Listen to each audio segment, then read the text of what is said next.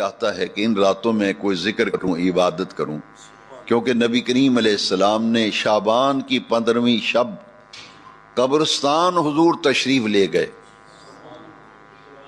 جنت البقیع شریف جو مدینہ طیبہ مدینہ منورہ کا قبرستان ہے، شعبان المعظم میں حضور قبرستان تشریف لے گئے۔ وہاں حضور نے دعا فرمائی۔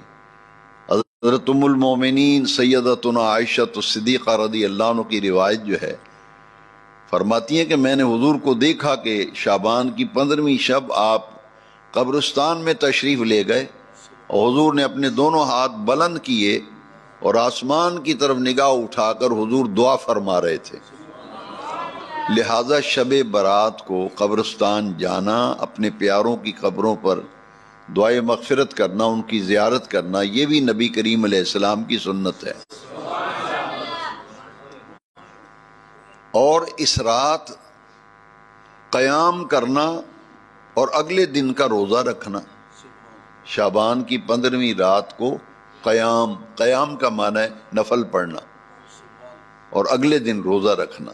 یہ سیدنا علی کرم اللہ تعالی وجہ الکریم حدیث شریف کے راوی ہیں، سیدنا علی المرتضی کرم اللہ تعالی حدیث شریف کے راوی ہیں۔ فرمایا جب شعبان کی 15ویں رات آئے نا تو حضور نے فرمایا قوموا لیلہا وصوموا نہارہا، جب شعبان کی 15ویں رات آئے تو رات کو نفل پڑھا کرو اور اگلے دن روزہ رکھا کرو۔ یہ کتنی عظیم رات ہے کہ حضور اسے بیداری میں گزار رہے تھے۔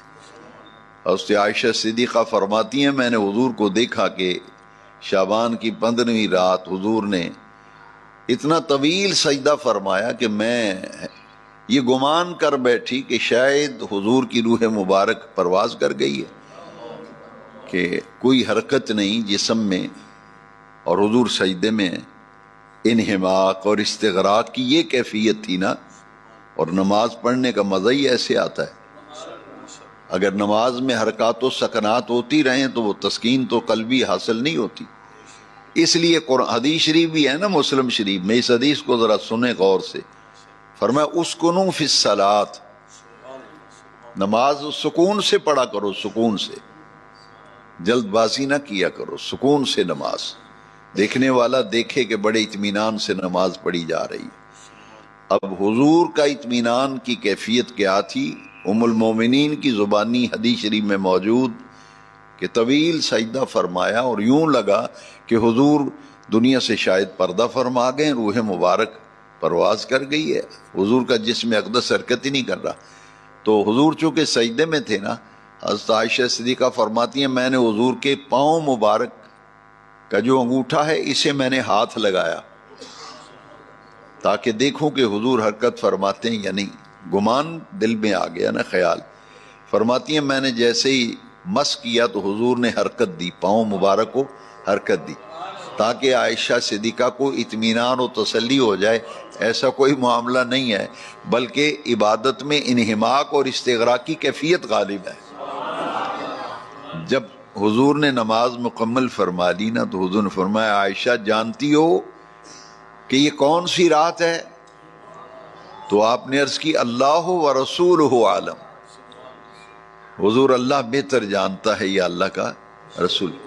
یہاں یہ بات نوٹ کر لیجئے کہ صحابہ کرام کا یہ طریقہ تھا کہ حضور جب بھی کسی صحابی سے کوئی بات پوچھتے تھے تو ادب کے تقاضوں کو بلوز خاطر رکھتے ہوئے صحابہ یہ کہتے تھے اللہ و رسولہ عالم۔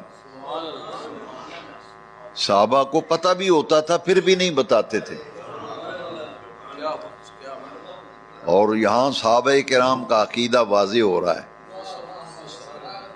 دونوں لفظ اکٹھے بولتے تھے اللہ و رسولہ اعلم، حضور اللہ بہتر جانتا ہے یا اللہ کے رسول بہتر جانتے ہیں۔ حضرت عائشہ صدیقہ نے بھی یہی جواب دیا۔ حضور نے فرمایا عائشہ یہ وہ رات ہے جس رات اللہ سبحانہ و تعالی بنو قلب قبیلہ جو عرب کا ایک بہت بڑا قبیلہ تھا جس کے پاس تمام قبائل سے بکریوں کی ریوڑ جو ہیں وہ زیادہ تعداد میں تھے، تو حضور نے فرمایا ان کی جو بکریوں کی تعداد ہے، اور ایک روایت میں کہ ان کے جسموں پر جو بال ہیں ان کی تعداد کے برابر اور ان سے زیادہ اللہ تبارک و تعالی اپنے ان بندوں کو جہنم سے نجات عطا کرتا ہے جن پر جہنم واجب ہو چکی ہوتی ہے۔ تو یہ رات بری ہونے کی رات ہے اور چھٹکارے کی رات ہے۔ حضور نے فرمایا اس رات زندگی اور موت کے فیصلے ہوتے ہیں، اور اعمال اللہ کی بارگاہ میں ہر بندے کا عمل نامہ اللہ کی بارگاہ میں پیش کیا جاتا ہے۔ حضور نے فرمایا میں یہ چاہتا ہوں کہ میرا حساب کتاب، میرا معاملہ اللہ کی بارگاہ میں پیش ہو رہا ہو تو میرا سر اللہ کے حضور سجدے میں جھکا ہوا ہو۔ یہ ترغیب تھی اور تعلیم تھی کہ اس رات کو گزارنا چاہیے ذکر میں، عبادت میں، دعا میں۔